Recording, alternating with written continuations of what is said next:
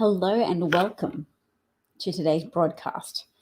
I just realized leaning on the table was making the computer wobble. Don't want to do that. Hope you're all well. Why am I here? My name's Davina. I've been broadcasting for a few years now.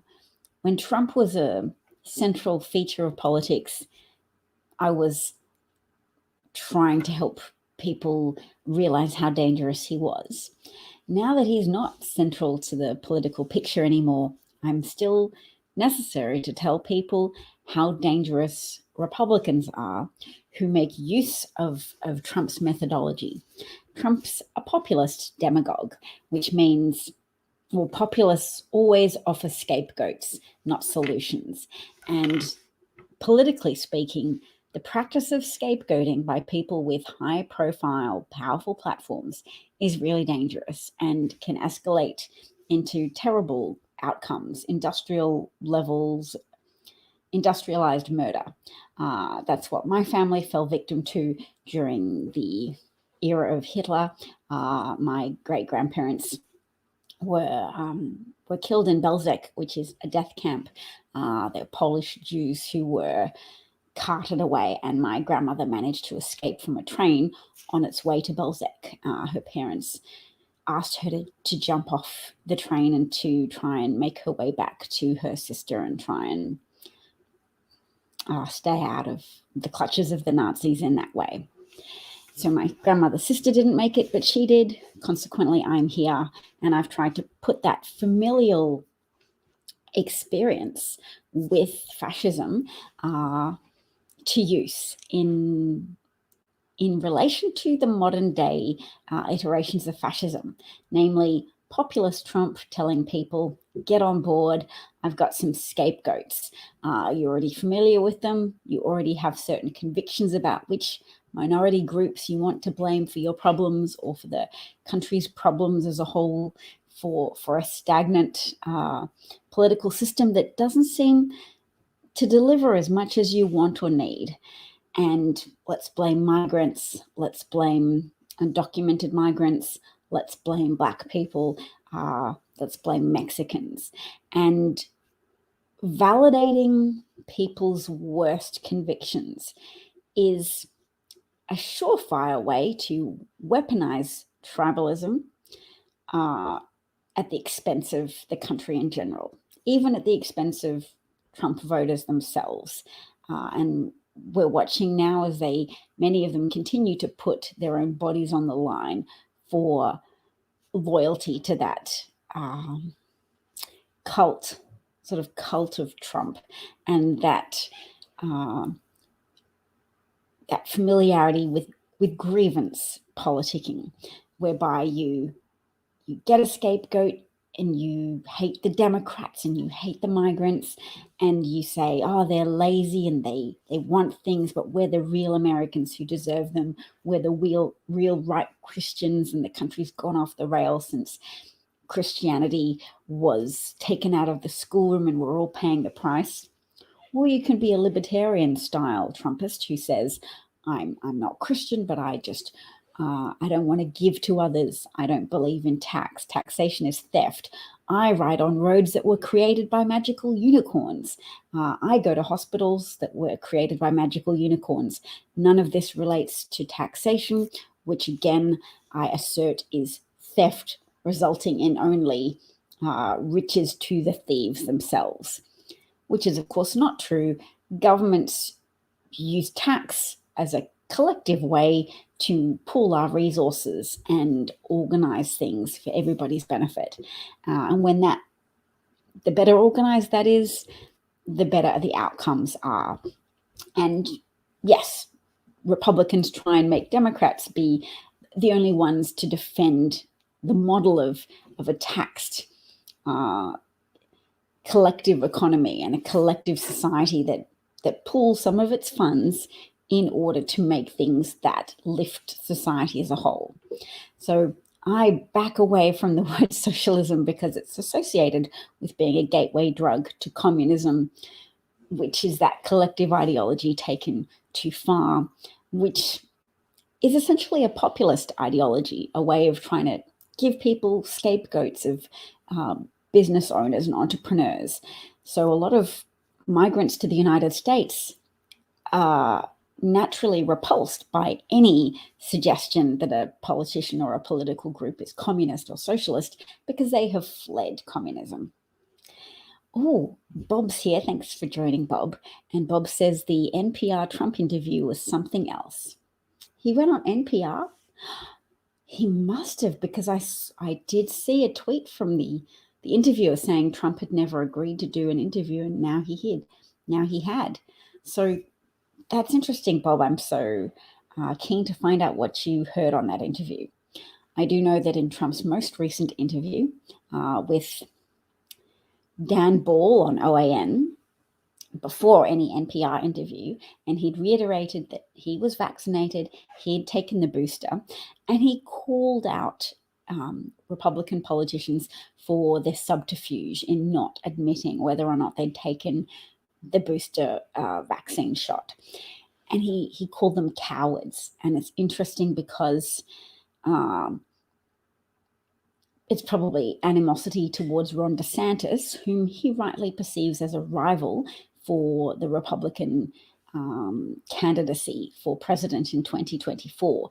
Ron DeSantis has been trying to play the role of mini Trump in terms of endangering the lives of his constituents in Florida, whilst articulating a false choice, a false dichotomy, as if public health and the economy are two divergent choices when they're entirely interconnected. And the economy crashed under Trump precisely because he refused to take COVID seriously, refused to use the Defense Production Act to get masks manufactured on American soil and distributed, to get the infrastructure necessary to fight the pandemic, or to get on board with the kind of unity of messaging that all social scientists will tell you is a necessary part of a pandemic response.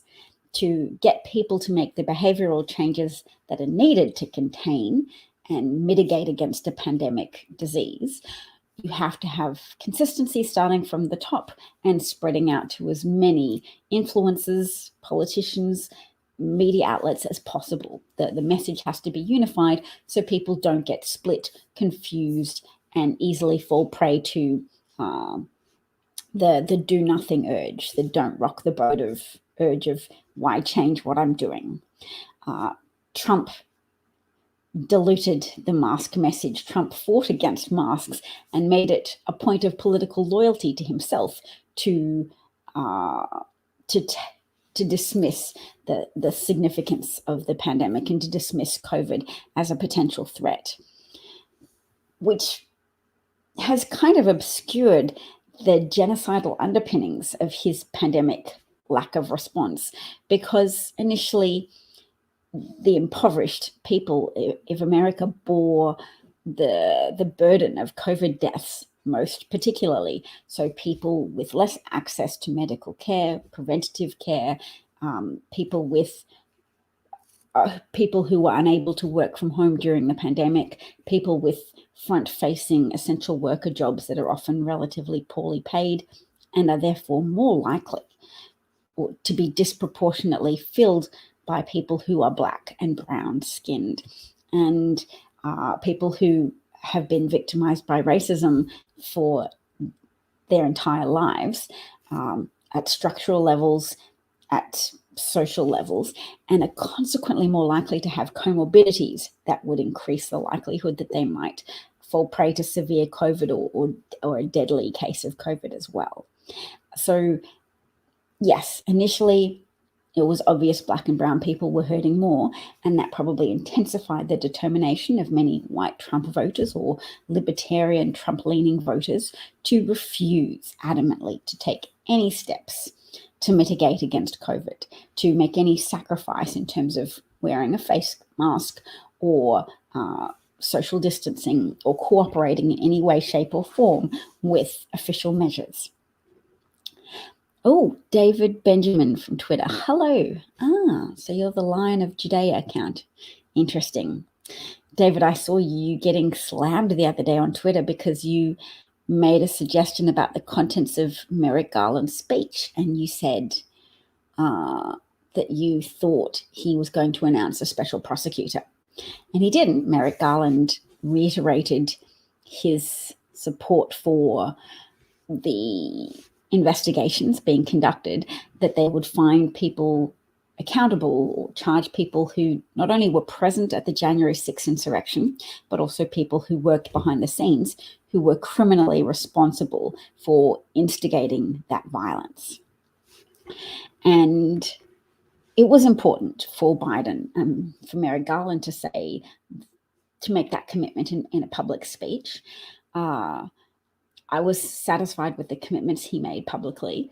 I was concerned that when he was describing a lot of the violence and threats of violence that have been posed to school board officials, teachers, election officials, and police officers, that he emphasized the violence is not associated with any one political party or any one political persuasion. And that showed me he was taking that whole both sidesism bit quite far, because it's right-wing domestic terrorism. The threats against school officials and school board members are coming from people on the right. They're coming from Trump supporters and Trump-affiliated people, and Republicans who are funded by wealthy Republican billionaires like the Mercers and the Kochs of America to agitate, to attend school board meetings when their children may not even attend that particular school, and agitate and oppose COVID mitigation measures and oppose social emotional learning in schools, learning about racism, learning accurate American history, anything that they can lump together and describe as falling under the banner of critical race theory, which they understand as any theory critical of racists and racism, and they understand it applies to them, and their lives, in fact, are driven by avoidance style emotional responses to accuracy, to being called out, to accurate descriptions of history, anything that could make their own children start to disagree with them, or anything that could weaken the political energy that they have around lying to the American people to maintain a status quo of racism. Anything to avoid reparations, anything to avoid the emotional reparation of even admitting the historical role of slavery in America's founding, in America's initial wealth, in America's initial geopolitical significance and strength, and the continuing role of racism in people's attraction to the Republican Party, even as it delivers bad outcomes for the middle class, for the less wealthy classes, and instead delivers tax breaks and subsidies and perks for the uber wealthy. David Benjamin says, I did screw the pooch on that one. I had a bad source. Oops, I apologized. And says also that I'm glad you're taking libertarians to task. Well, I did see a good meme the other day that chastised libertarians, and it said, Republicans, have you tried hating the poor? And then libertarian Republicans, have you tried hating the poor while high? Saying libertarian Republicans are similar to Republicans in terms of being motivated by either the prosperity gospel or just Ayn Rand polish on the embrace of greed and selfishness and individualism over any type of community spirit or interconnectedness through a collectivized system of governance, tax collection, and public works, to instead say, I want marijuana to be legalized, but I still want to rail against all taxes.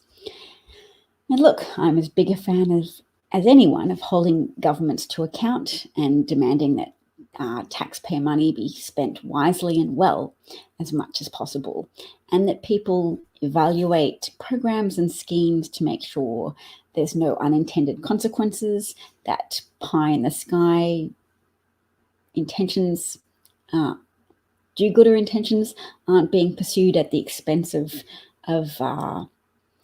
responsible outcomes, because taxpayer money is not money that has fallen from the sky. I understand this.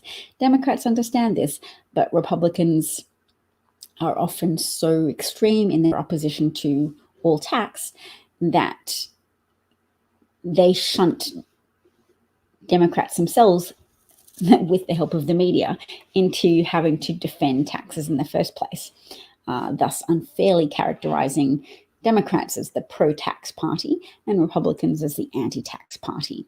So libertarians definitely lean into that system of responding to Democrats and Republicans as if it's a simple issue of, do I want to pay more money to somebody else for no reason or not? First of all, disregarding the fact that tax is not collected for no reason. There's typically infrastructure goals in there. Money will be given to the military. Yes, I'm sure many Americans would prefer if some of the Pentagon's budget was actually directed towards veterans, given that America's fighting troops are the most critical part of their military response. Without responsible, well looked after people who can see before them a cohort of well looked after veterans, then you don't have the kind of solidarity you need to be a strong country that can respond without people like Julian Assange and Chelsea Manning and Edward Snowden cooperating to leak destructively against America and undermine America's security. You want America's veterans to be treated well, and instead, America's military contractors are often treated very well and are able to charge extortionate prices because they're relatively unaccountable, and the Pentagon budget is often under-audited. And you can support the troops and say you'd prefer that money to go to veterans hopefully without being derided as a unpatriotic communist.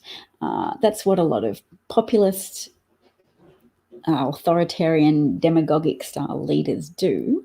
They falsely conflate themselves, their own persons, with the country. So they say, I'm Trump, I'm Hitler. If you're against me, you're against America, you're against Germany.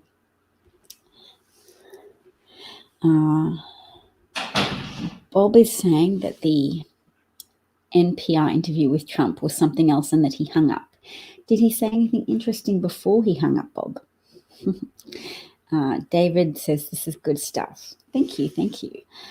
What I have up on screen is something I'd like to share, because why I broadcast is to encourage other people to take action as well, to always do whatever they can in terms of supporting grassroots groups, just contributing to the narrative, a truthful narrative, because there are a lot of liars out there. They're very motivated, they're very passionate, whether it's because they're actively grifting or whether it's because they're the kind of zealous converts that just love cults and to spread cult logic. So something a lot of Americans might not be aware of about the coup from January the 6th is related to the procedural coup arm. So we know a lot of people have a visual of what happened on January the 6th. Trump supporters attacked the Capitol, sought to hang Mike Pence, were incited not only by Trump's speech on the ellipse, but also by his tweet saying Mike Pence had betrayed them and had let the country down. The procedural part of the coup, the procedural arm of the coup, is Trump and various complicit conservative lawyers like John Eastman and the Deputy Attorney General Jeffrey Clark, who wanted to help challenge the legitimacy of Joe Biden's electoral victory and electoral college victory. But they were hoping that Mike Pence would refuse to certify the election And people don't know why. They think, well, yes, obviously that's a stupid idea. Mike Pence would have said, I refuse. Then what? Stupid Trump can't go anywhere. The whole process of the election had the full weight of the Constitution behind it. Well, I have a pocket copy of the Constitution, so I can familiarize myself. And I know from reading about the various PowerPoints that were devised by Trump collaborators, specifically one retired general called Paul Waldron. They wanted to say Biden's victory is disputed. The electronic voting machines were tampered with by Venezuela, by China, by anybody. It's just illegitimate.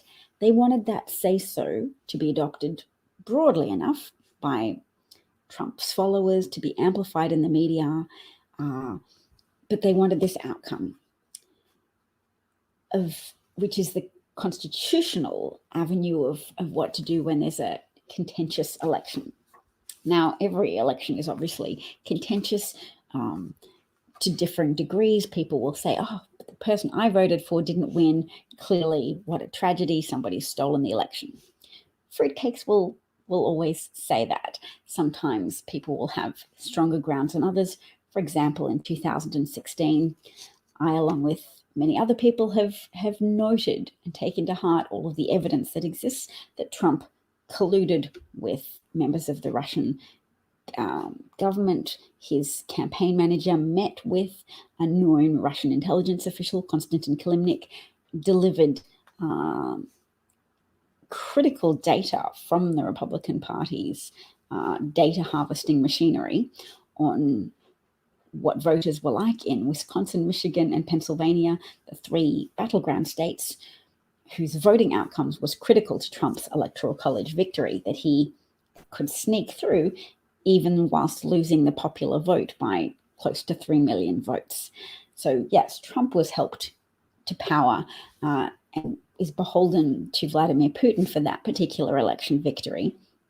Cambridge Analytica's efforts to harvest voters, to deter Black voters from voting, to identify who's Black from Facebook, to identify who's a churchgoer and target them with nonstop messaging that Hillary Clinton was the devil, that it was not worthwhile to vote for her, that you just shouldn't make the effort and go out and vote for Hillary Clinton. So this constitutional part, this is Section 1, Article 2, Section 1 of the Constitution. So the person having the greatest number of votes shall be the president, if such number be a majority of the whole number of electors appointed. So that's the electoral college system. And if there be more than one who have such majority and have an equal number of votes, then the House of Representatives shall immediately choose by ballot one of them for president. Now, Trump was hoping to abuse this sentence from the Constitution, or this phrase from the Constitution, i.e., if there's more than one who shall have a majority, i.e., if it's who's the victor, there's some confusion, we don't really know. If enough of a big deal is made that, oh, there's a tie, there's something untoward about it, then the House of Representatives shall immediately choose by ballot one of them for president. And if no person have a majority, then from the 5 highest on the list, the said House shall in like manner choose the president. But in choosing the president, the votes shall be taken by states, the representation from each state having 1 vote. Now, people who follow politics will know the Democrats in 2021 and 2020 and 2019 had a majority in the House of Representatives, a majority of representatives. But guess what? If the votes shall be taken by states, the representation from each state having 1 vote. If it's just 1 vote per state, then guess who has a majority of those tallied votes? Is it the Republican Party or the Democrat Party? It's the Republican Party. So Trump, using a little discussed provision of the Constitution, if he'd managed to get Mike Pence on board saying, this election's too contentious, I can't certify it, What can we look to? The Constitution will show us the way. It says if there's nobody with a clear majority, the House of Representatives, one representative per state, will vote to choose the president. And guess which political party would have chosen Donald Trump to have a second term as president and to continue his reign of havoc in neglecting the American public, signing into law tax scams that benefited the uber wealthy, whilst crashing the economy with his under-discussed disastrous trade war? Donald Trump and the complicit Republican Party advancing a procedural coup, together with the disruption of the physical violent coup that everybody saw with their eyes on January the 6th. And that's how they plan to do it. And I hope that's the narrative that more and more people begin to speak up about. More and more truth-minded white people begin to tell to their deluded neighbors where possible. Because I'm a big believer in truth and reconciliation. If we don't push through that white-style social awkwardness that we get, whereby you say, don't dispute anything, don't challenge people's realities, avoid social awkwardness. We have to get through that, because a lot of people's realities are underpinned by racist convictions that white Christian people just should have the power, all the power where possible, that we shouldn't pull down Confederate statues, we shouldn't challenge people too much, we shouldn't accuse people of being racist, even if they're being racist. At least we want to be helpful. Sometimes being confrontational is not a very effective strategy to be persuasive, to bring people on board. But at the same time, failing the Black community, failing to make reparations, failing the original promises of 4 acres and a mule for freed slaves, to compensate people and their families for stealing the labor of Black people for hundreds of years, in order to sustain the wealth of unethical slave owners who gratified their own desire to be wealthy at the expense, at the lives, the cost of lives, dignity, happiness, freedom, everything of the Black people they owned as property, and dehumanized and continued to perpetuate lies that Black people were not worthy of freedom, that the enslaved Black people of the United States were somehow less capable of reading, even though it was illegal to teach a slave to read, that they are somehow less worthy of the right to vote. A reality that is currently being perpetrated by Republicans. And this is why I have this up on screen, so we can have a look. I encourage everybody to visit the Brennan Center for Justice. So they have done work to examine what Republicans are doing right now. So this was published December the 21st, 2021. Voting Laws Roundup. And this year's tidal wave of restrictive voting legislation will continue in 2022.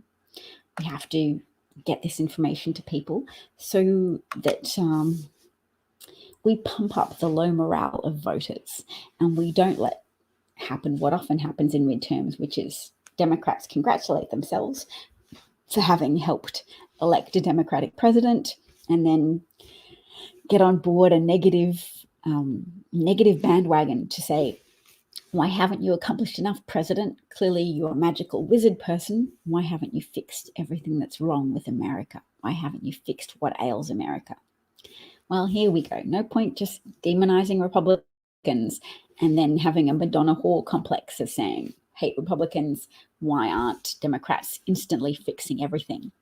Joe Biden's been a year in office. The Biden-Harris administration have delivered considerable good outcomes for the American people, even as we still deal with the fallout of 45% of Republicans who refuse to get vaccinated, who refuse to play a part in curtailing the pandemic in the United States.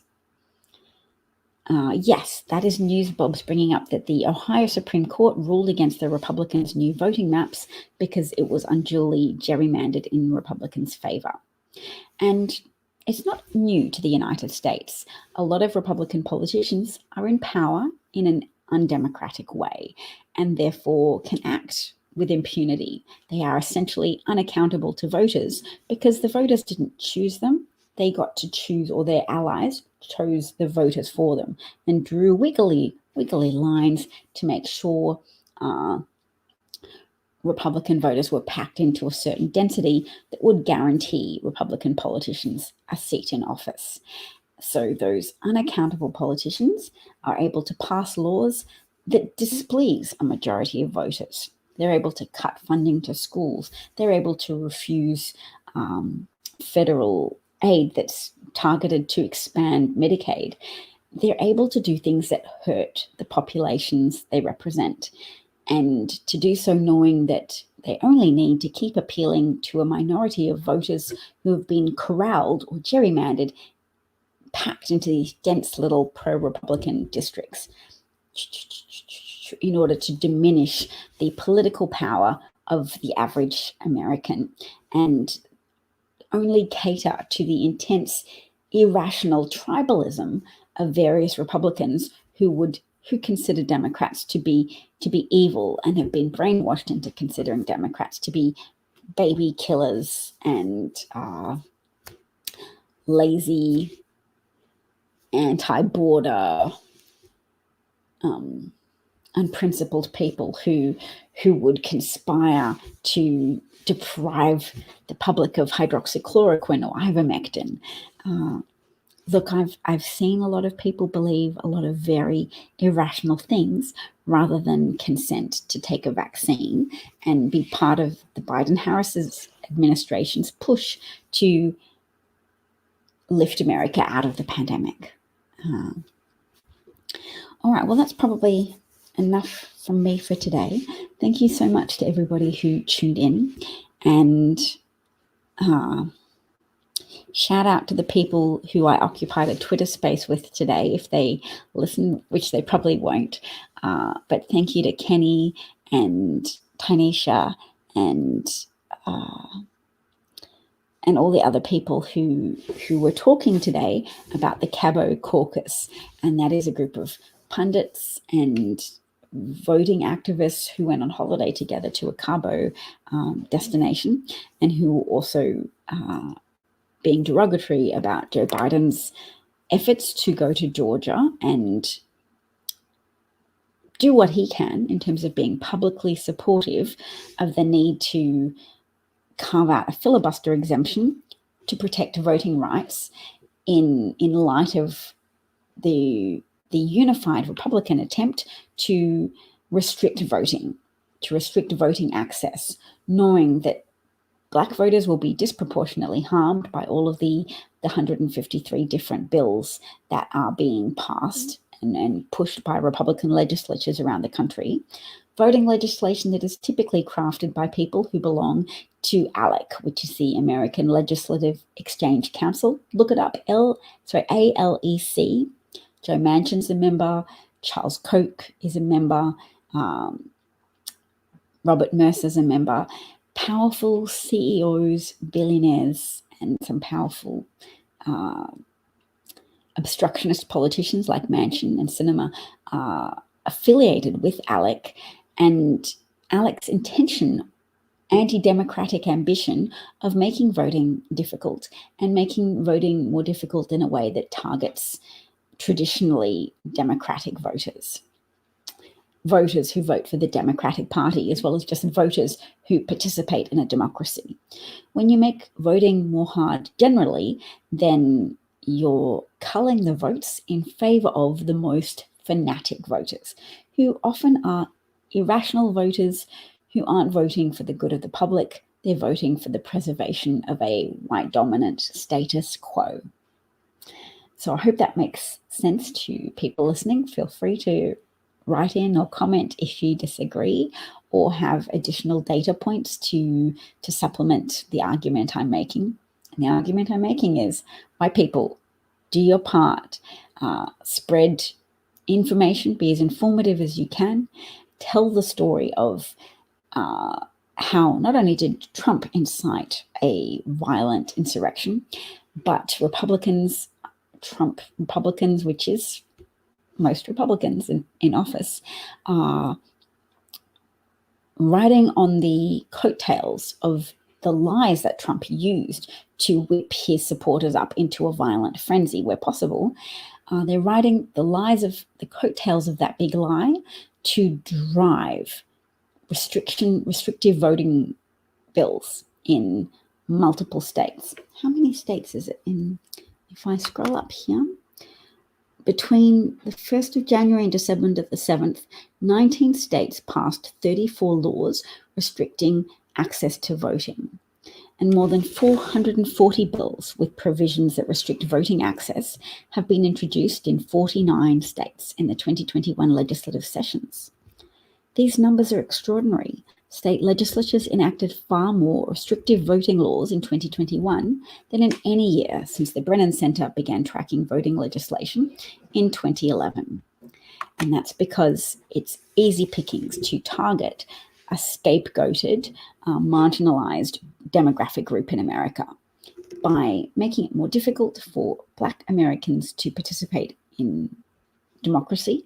By curtailing the political power of Black voters, you guarantee you escalate the likely success of Republicans. You significantly escalate the chance that Republicans will have an unaccountable, unchallengeable hold on positions of power, that they will once again control the House, have a majority in the House, have a majority in the Senate, and then it's goodbye to any legislation that can collectively benefit the American people.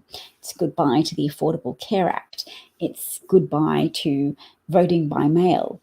Goodbye to easy, convenient voting that allows American citizens to exercise their political power in a way that's inclusive to people with disabilities, to people who work shift jobs, to people who have little free time, to people who are comforted by being able to vote on a Sunday with other members of their church in a bus, to people who are less literate than others and require sometimes help from a friendly face to fill in their ballot. Various Republican legislatures have made it illegal for people to help other people to fill in their ballot, because overall, making it more difficult to vote for the public as a whole increases the likelihood that Republican fanatics will have their votes and only their votes counted. When I say fanatical Republican voters, people who are determined to attack the baby killers that they have been conditioned to hate, the tax-loving, tax-thieving Democrats that they've been brainwashed, conditioned, lied to by a very powerful right-wing media bubble, media ecosystem, Fox, OAN, what's the one that starts with S?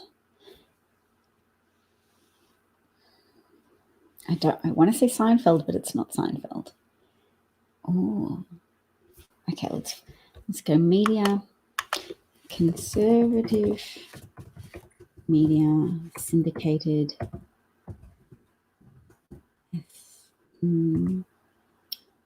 Sinclair. There you go. That came straight up when I typed in conservative media syndicated. Okay, Sinclair Broadcasting Services. Anybody else? Newsmax, Fox, OAN, Newsmax, Sinclair. Very powerful, controls the thought processes of a lot of America, and is the reason why there are so many people who self-defeatingly vote for Republican candidates. And some of their goals are actualized. If their goals are, I want taxes to be cut so that there's no reparative push, there's no anything that looks like reparations, there's no funding given to schools, public schools, integrated desegregated schools will lose out because taxes will be cut, and instead parents can get vouchers from the government to send children to the white supremacist charter school of their choice. Because when you give parents vouchers, that's what is enabled: the destruction of public education, the destruction of desegregated schooling in favor of resegregated whites-only schools, because charter schools are not bound by big government laws that say you can't divide white and black students.